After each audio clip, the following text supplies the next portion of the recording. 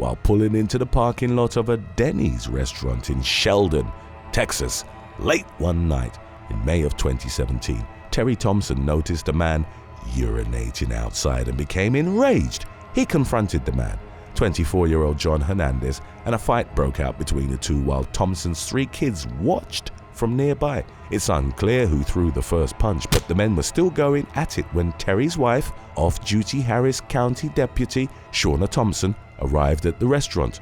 Her original plan was to meet with her family for dinner, but she now found herself assisting Terry in the fight. Shauna helped pin Hernandez to the ground while Terry held him in a reverse chokehold. One witness would later describe seeing Shauna punching Hernandez repeatedly in the head, and even after Hernandez stopped resisting, Terry maintained his dangerously tight grip on the man's neck, only letting go after Hernandez fell unconscious. Realizing that something was seriously wrong, Shauna attempted CPR on Hernandez, who died from his injuries 3 days later at a nearby hospital. In the immediate aftermath of the needless tragedy, Terry was charged with murder and Shauna lost her job. Several months later, Shauna was also charged with murder. Terry's first trial ended in a hung jury.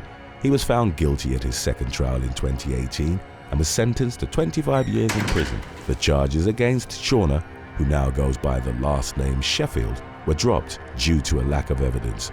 But the deadly encounter continues to follow her around. In 2020, residents in the Houston area Balmoral subdivision found out that she was working as a security guard in the community. Enraged locals immediately bombarded their homeowners association with complaints demanding Shauna's firing. Shauna also briefly worked for the Somerville Police Department, but was fired after 5 months on the job after a resident recognized her. She was reconsidered for the position, but the city council voted not to hire her amid public backlash and protests among community members who made it clear that they did not want Shauna patrolling their town. Number 11. Lorna Shea Elders. In April 2024, 37-year-old Lorna Shea Elders was accused of committing multiple crimes while employed as a sheriff's deputy in Lexington County, South Carolina. Over a more than 3-year period started in May of 2020, she allegedly used the Department of Motor Vehicles database to access driving records and other information for personal reasons. Elder is accused of harassing some of the people she researched using the database, including one victim who claimed that the deputy showed up at their house uninvited while they had company. On another occasion, Elders allegedly had the victim's car towed. According to law enforcement, Elders routinely received the license plate numbers for all the cars in the victim's driveway from a neighbor and used the information to find out who was spending time at the residence. After learning that she was under internal investigation in February 2024, Elders resigned from her position. Prior to working as a Lexington County deputy, she was employed with the Richland County Sheriff's Office for 5 years. This was the first time she was flagged for misconduct throughout her law enforcement career. Based on the investigation's findings, authorities charged Elders with first-degree harassment, 2 counts of improper examination of private records by a public official, and 2 counts of misconduct in office. She remains free on bond amid the ongoing case. Number 10. Paige Robertson.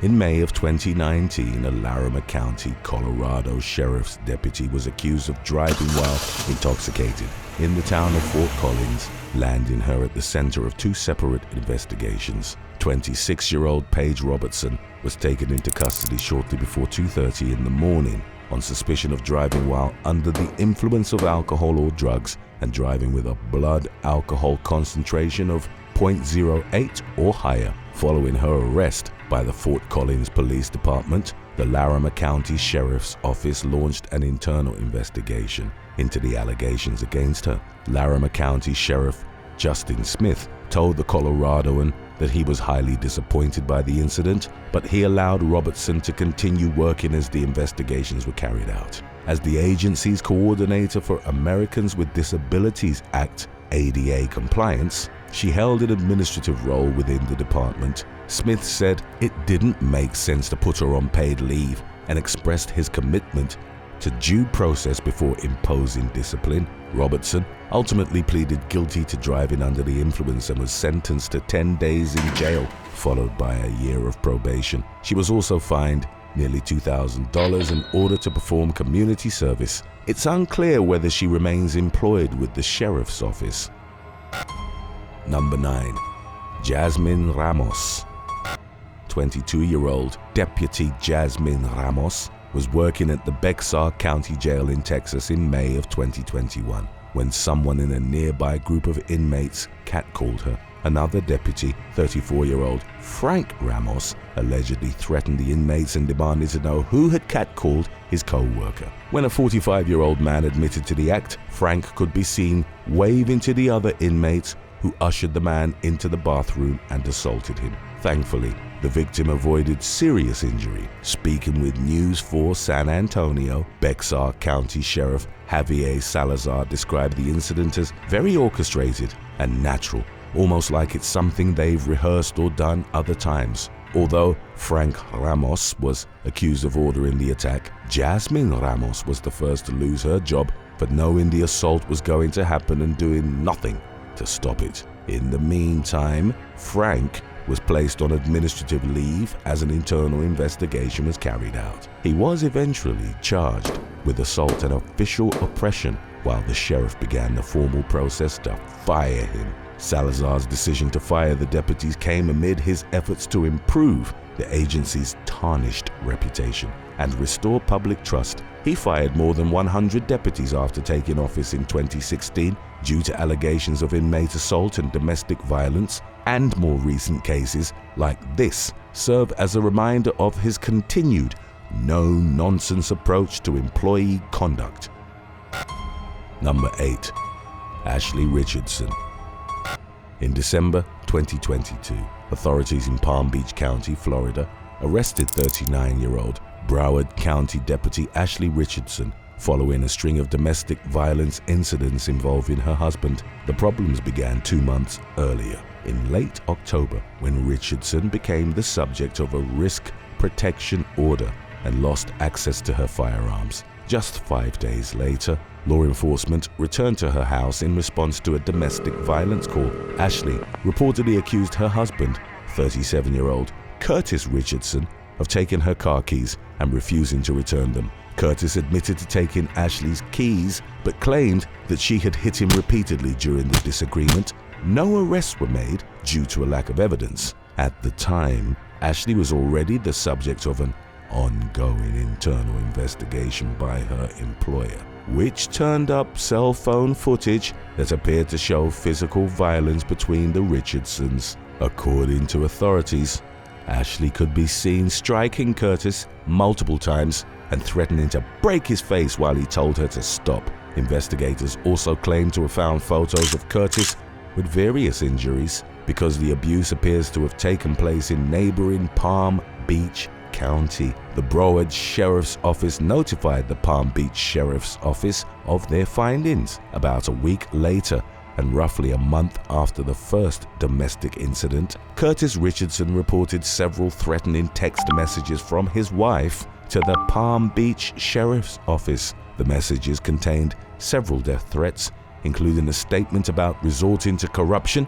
and hiring a member of the Bloods gang to carry out a hit. During a meeting with law enforcement, Curtis said that Ashley's mental health was rapidly deteriorating due to stress over the ongoing internal investigation at her job. Her alleged instability was reflected in her text messages to her husband, which included statements about not taking her medication and feeling increasingly hopeless about her life. According to Curtis, the abuse had started almost a year earlier. He eventually started screenshotting the threatening text messages because Ashley had a habit of factory resetting his phone and deleting everything in it.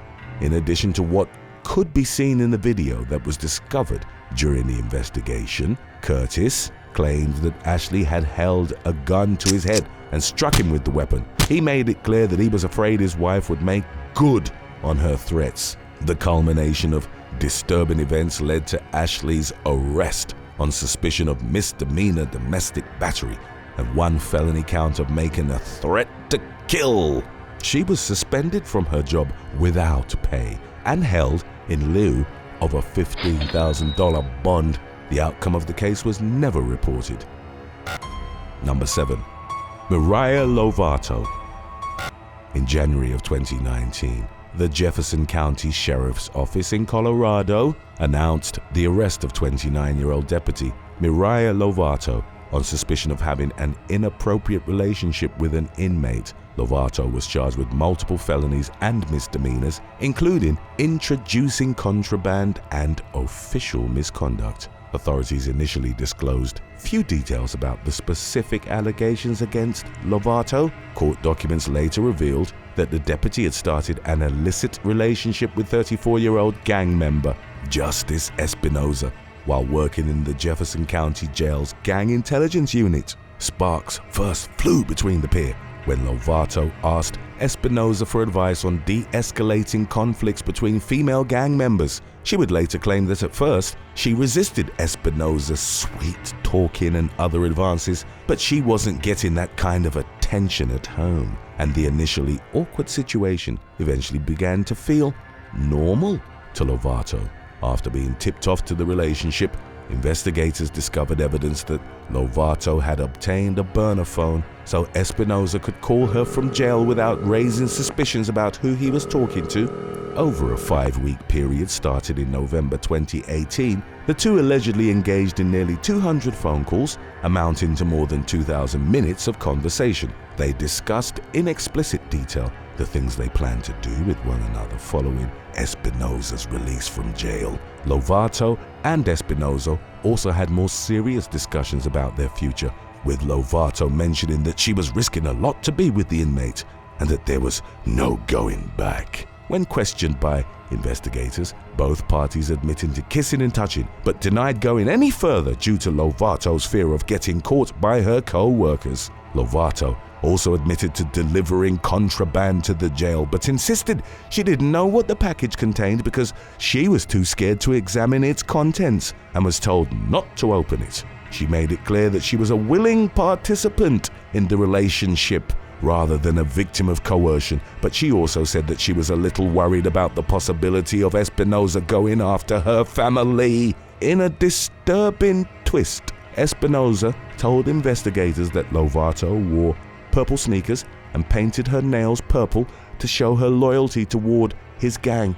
During jailhouse phone calls, the two joked about Lovato going to gang school. In one recorded conversation, Espinoza could be heard asking Lovato what she was getting out of the relationship, suggesting that even he wasn't sure why the guard was risking her career to be with him. Lovato simply replied, "I get you," and described their situation as super unique. Following her arrest, Lovato posted a $50,000 bond and was released pending the outcome of the case. She pleaded guilty to official misconduct and introducing contraband and was sentenced to 45 days in jail, followed by 2 years of probation. Number 6. Victoria Campos Marchetti. In August 2022, a confidential informant told authorities in Broward County, Florida, about a possible inappropriate relationship between a jail deputy and an inmate. The guard, 21-year-old Victoria Campos Marchetti, was also accused of smuggling drugs into the maximum security Broward main jail at the inmate's request. According to law enforcement, Campos Marchetti agreed to a drug deal with the confidential informant's brother, who was actually an undercover Broward County detective. She allegedly exchanged $500 for 50 oxycodone pills, sending half the money through Cash App during her shift at work and paying the balance in cash during the exchange. Following the transaction, investigators took Campos Marchetti into custody and found a loaded Glock in her possession. Authorities charged her with possession of oxycodone with intent to sell, possession of a firearm, in the commission of a felony, and unlawful compensation. She remains free on a $17,500 bond amid the ongoing case. Number 5. Erica Ditch. In April 2013, the Westmoreland County Sheriff's Office in eastern Pennsylvania regretfully announced the arrest of one of its own on felony drug charges. 24-year-old part-time deputy Erica Ditch was off duty when police caught her and another woman using heroin inside a pickup truck in the parking lot of an East Liberty Target store. During a search of the vehicle and the women's purses, officers found syringes and around 70 bags of heroin. At the time, Ditch had worked for the sheriff's office for less than a year.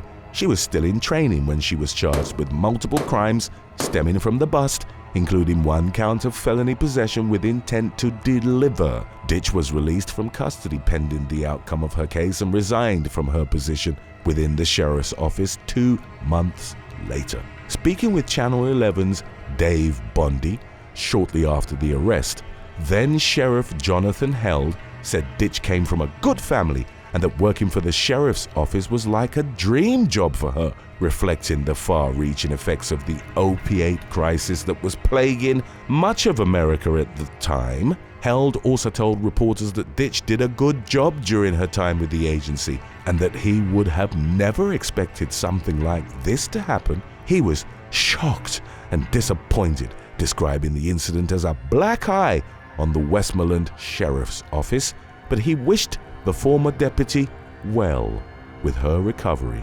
An initial news report claimed that Ditch had passed a drug test during the hiring process, but Held revealed that the sheriff's office did not drug test its applicants. Perhaps not surprisingly, the agency began drug testing its employees shortly after Ditch's arrest and made it a mandatory part of the hiring process. Moving forward, as part of a plea agreement, prosecutors dropped all charges except a misdemeanor possession count. Ditch entered what's known as an expedited disposition plea, which meant that the misdemeanor charge would also be dropped if she successfully completed a year of probation. During that time, she was required to complete drug and alcohol treatment. Sheriff Held said that the sheriff's office considered applicants' criminal records on a case-by-case basis, and that former employees who lose their job due to an arrest are welcome to reapply after they've paid their debt to society.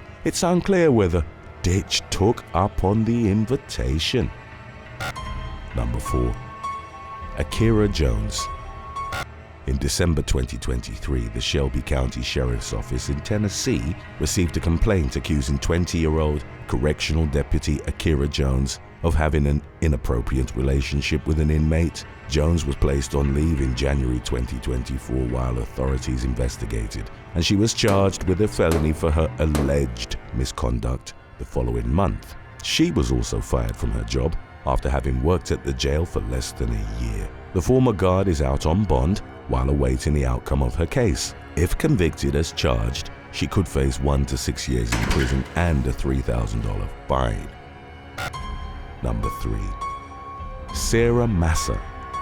In early 2014, Wisconsin state investigators were summoned to investigate a criminal case involving a Waukesha County Sheriff's Lieutenant. 37-year-old Sarah Massa was suspected of stealing Percocet painkillers from her grandmother's house, starting sometime during the summer of 2013, when dozens of the pills began disappearing at a time. After more than 120 pills vanished over a 2-month period, the elderly woman's doctor refused to write a refill unless the family got the police involved. Massa became a suspect after her grandfather mentioned seeing her acting suspicious during a family party. The grandfather also recalled Massa being present every time pills went missing, and he mentioned knowing that his granddaughter suffered from back pain. Determined to catch the thief, investigators installed a hidden camera in the grandparents' bedroom and left a bottle of placebo pills that looked like Percocet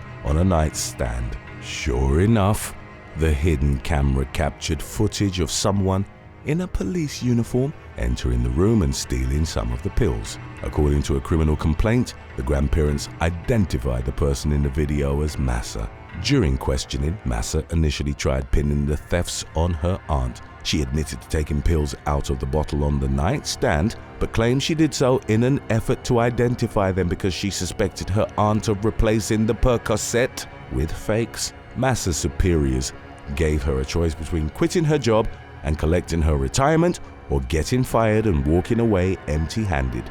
She resigned and was charged with misdemeanor theft and resisting or obstructing an officer. Her resignation came just weeks after her husband, Chris Massa, left the Waukesha City Police Department amid suspicions that he had exchanged explicit text messages with his wife while on duty. In September 2014, Massa pleaded guilty as charged. During her sentencing hearing, she admitted that she got addicted to opiates after being prescribed painkillers for past injuries. The defense urged the judge to spare Massa from jail time or even probation, noting that she was remorseful for her actions and that she and her husband wanted to start a new life in Florida. Prosecutors pushed for probation but said they didn't think incarceration was necessary. Going against the recommendations from both sides, the judge sentenced Massa to 30 days in jail, followed by 2 years of probation. During that time, she was required to maintain full-time employment and stay completely sober. Based on court records, it appears as though Massa abided by the terms of her sentence and has since moved on with her life. Today's topic was requested by Jinzaki33. If you have any other topics you'd like to learn about, subscribe and let us know in the comments section below. Number 2. Christine Newman. On a Sunday morning in January 2022, a sheriff's deputy watched as a pickup truck blew a stop sign in Camden County, Georgia. The woman behind the wheel, 46-year-old Charis Farrier, had a suspended license due to an insurance lapse and was in the process of disputing the case. The sheriff's deputy, 53-year-old Christine Newman, instructed the driver to exit her vehicle. When Farrier refused and asked for a supervisor, Newman allegedly pulled her out of the truck and forced her onto the pavement. A plainclothes deputy tased Farrier and helped Newman roll her over onto her stomach. Dashcam footage showed Farrier walking toward Newman's patrol car while handcuffed behind her back.